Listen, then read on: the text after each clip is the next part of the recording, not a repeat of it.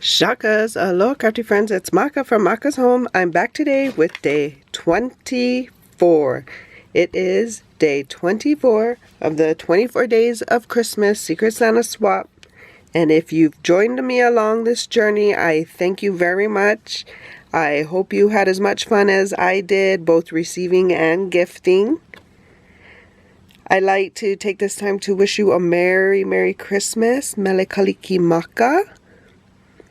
And I hope that you have time to spend with your family and loved ones. And so day 24, my gift for my Secret Santa is a card. I'm gifting her a card with a special something in it. And so, you know, if I didn't get her something she wanted, specifically, she can hopefully do so with this. So thank you again for following us. Thank you, ScrappyTate, for hosting this swap. It was so much fun. I appreciate it. It is a little, or can be a little overwhelming, but I think I did well with planning, so it worked out very well for me this year.